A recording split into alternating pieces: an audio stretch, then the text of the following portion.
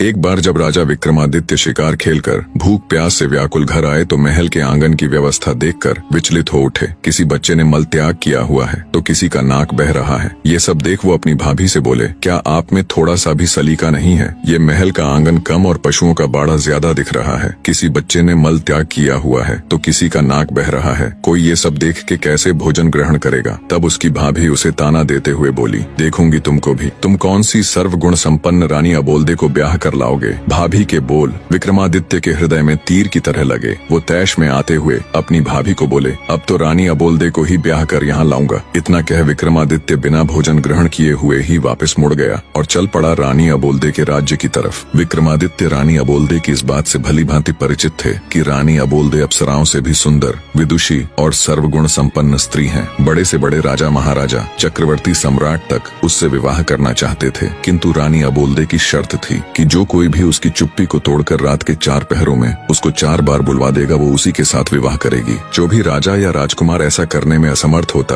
उसे रानी की कैद में रहने की सजा हो जाती। अब तक कोई भी राजा या राजकुमार 4 बार तो क्या, 1 बार भी रानी को नहीं बुलवा सके थे। 111 राजा व राजकुमार रानी को बुलवाने का ये असफल प्रयास कर चुके थे, जो अब उनकी कैद में पड़े थे। रानी अबोल्दे ने अपने महल के सामने एक बड़ा ढोल रखवा रखा था। जो कोई भी राजा या राजकुमार रानी से विवाह करने का इच्छुक होता, उसे डंके की चोट मार उस ढोल को बजाकर आगाज करना होता था। राजा विक्रमादित्य ने चलते चलते एक योजना बनाई। उसके पास 4 ऐसे अदृश्य वीर थे जो उनके हर हुक्म को मानते थे। राजा विक्रमादित्य उन वीरों के साथ शाम होने से पहले ही रानी अबोल्दे के महल के सामने पहुंच गया और डंका उठा, जोर से ढोल पर दे मारा। ढोल की आवाज सुनकर रानी ने अपने सेवकों को आदेश दिया, ढोल बजाने वाले को आदर सहित अतिथि गृह में ले जाए और उचित सत्कार किया जाए। रात का पहला पहर शुरू होने से पहले ही रानी अबोल्दे 16 श्रृंगार कर अपने महल में पलंग पर बैठ गई और सेवकों को आदेश दिया कि राजा विक्रमादित्य को उनके समक्ष लाया जाए। राजा विक्रमादित्य सेवकों के आग्रह पर रानी अबोल्दे के महल में आ गए और अपनी योजना के अनुसार अपने 4 अदृश्य वीरों को उनके अति सूक्ष्म रूप में अलग अलग स्थानों पर बैठा दिया। एक को रानी के पलंग के पास, दूसरे को रानी के मटके के पास, तीसरे को रानी की खिड़की के पास और चौथे को रानी के हार के पास बैठा दिया और वो खुद भी रानी के समक्ष एक काठ की कुर्सी पर बैठ गए। उन्होंने रानी से बातचीत करने का प्रयास किया, पर रानी अबोल्दे ने कोई जवाब नहीं दिया। वो तो उनके सामने ऐसे बैठ गई जैसे कोई पत्थर की मूर्त हो। तब राजा विक्रमादित्य ने रानी के पलंग की तरफ देखते हुए कहा, अरे भाई रानी के पलंग, रानी तो बोलेगी नहीं, अब तू ही कह कुछ बात जिससे कटे रात। राजा की बात सुन रानी के पलंग पर बैठा उसका वीर बोला, महाराज मेरे में इतना दिमाग कहाँ कि आपको कुछ कह सुनाऊं? हाँ, अगर आप कुछ सुनाएंगे तो हुंकारा जरूर भर दूंगा। राजा विक्रमादित्य बोले, ठीक है तो फिर सुनो। एक राजा के लड़के की दोस्ती एक बनी